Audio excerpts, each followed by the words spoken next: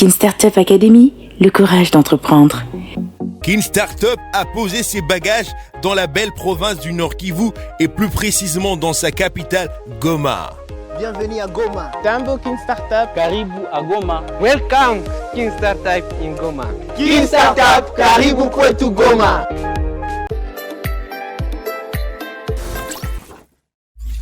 Notre prochain candidat est une dame.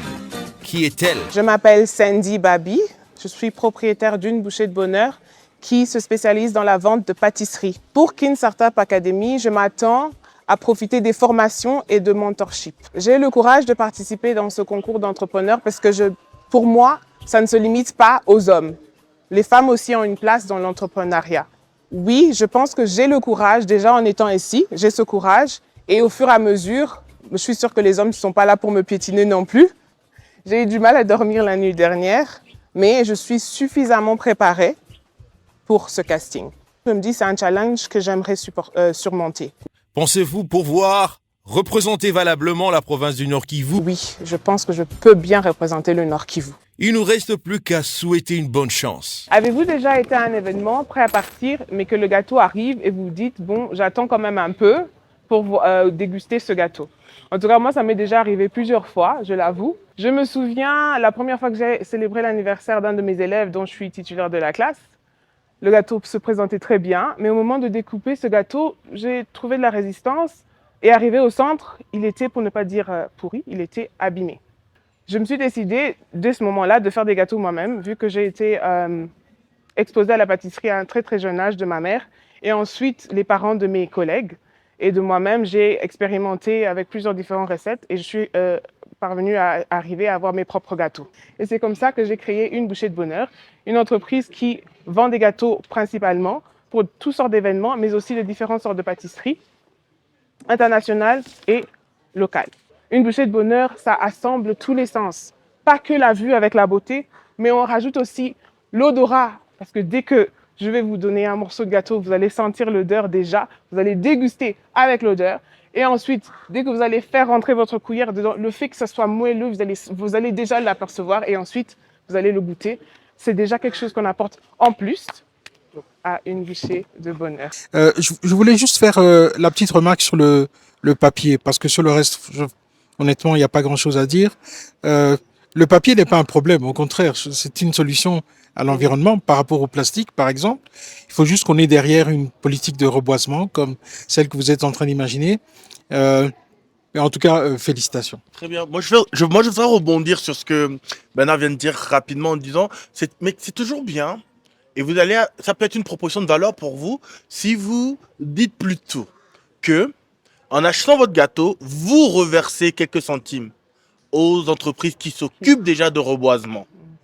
À ce moment-là, vous aurez des clients qui, eux, sont conscients de cela, vont se dire « Ah tiens, moi je préfère aller acheter ce gâteau qu'un autre gâteau où on ne le fait pas ça. » Moi, personnellement, je suis un peu déçu. À quel niveau? Je m'attendais quand même à une plus-value concrète au niveau de vos gâteaux. Au-delà du goût, au-delà de la relation client que vous allez apporter, au-delà de la passion que vous allez mettre dans le projet, je m'attendais quand même à quelque chose de plus. On est quand même à Goma, qui est la Suisse du Congo, dans laquelle on trouve des ingrédients de toutes sortes, made in Congo, la Suisse d'Afrique. Je m'attendais peut-être à des compositions plus originales qui s'imprègnent du gingembre local, des fraises locales, de toute une série d'ingrédients insolites qu'on n'a pas l'habitude de trouver dans les gâteaux made in Congo, mais que l'étranger commence à utiliser de manière significative. Comme le chocolat à base de gingembre, ça fait tabac actuellement à l'étranger, mais ici vous ne le retrouvez pas. Et donc je m'attendais plus à une approche dans ce style-là, peut-être pas ça, mais quelque chose dans ce style-là, parce que très concrètement, si vous prenez votre talent, votre passion et la qualité de votre produit, vous l'amenez à Kin, comme Coach Fola l'a dit, vous ne serez pas en mesure de pouvoir vous démarquer. Donc moi, c'est ma petite déception, au-delà de la présentation qui était très bien, au-delà du gâteau qui est une start-up, qui était une belle initiative, qui nous corrompt un peu. Mais je reste sur ma faim quand même à ce niveau-là. Il semble que notre jury est un peu mitigé au sujet de ce projet. Mais que pense Sandy elle-même de son passage? J'ai commencé avec un peu de stress pendant le casting, mais après, au fur et à mesure, quand j'ai vu que les membres du jury avaient accroché, ça m'a bien positionné. Du coup, pour le reste, ça s'est bien passé. Je me suis sentie courageuse, j'ai vu les membres du jury intéressés et du coup, ça m'a rendu en fait le courage qui me manquait. Non, déjà, dans un premier temps, je les conseillerais de bien préparer leur pitch et ensuite de le faire tout simplement. On peut réfléchir 1000 fois à se dire on va oublier, on va avoir peur, mais il faut tout simplement le faire et ça ira. Avec ce gâteau, et comme j'aime bien aussi marquer le coup, ben voilà, j'ai écrit sur le gâteau Kin Startup Academy, 4e édition, le casting. Le gâteau Kin Startup. Quelle belle initiative, Sandy. Kin Startup Academy pour vous aider à aller plus loin.